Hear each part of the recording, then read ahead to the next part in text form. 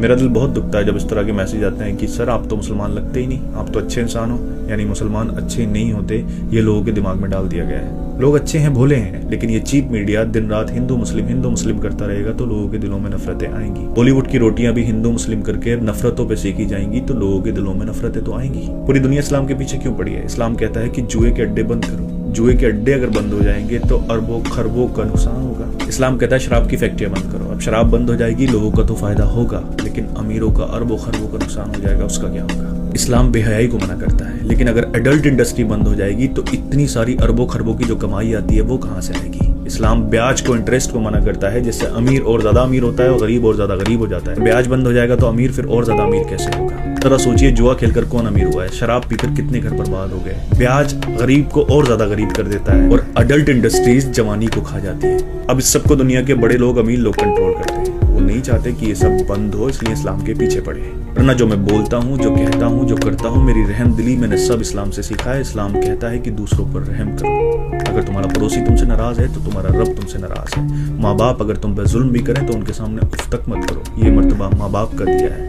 एक इंसान कभी भी नेक नहीं हो सकता अगर वो दूसरों के लिए वैसा ही नहीं सोचे जैसा अपने लिए सोचता है। इस्लाम कहता है भूखों को खाना खिलाने से रब सबसे ज्यादा राजी होता है। भूखों को खाना खिलाओ और उनसे उनका जात और धर्म मत पूछो। इस्लाम ने औरत की इतनी इज्जत बताई है कि अगर सामने आए तो अपनी पलकों को झुका लो। इस्लाम कहता है ज्यादा फालतू पानी ना बहाओ। अब जो पानी बहाने को मना करता है वो किसी बेगुनाह के खून की इजाजत कैसे दे सकता है?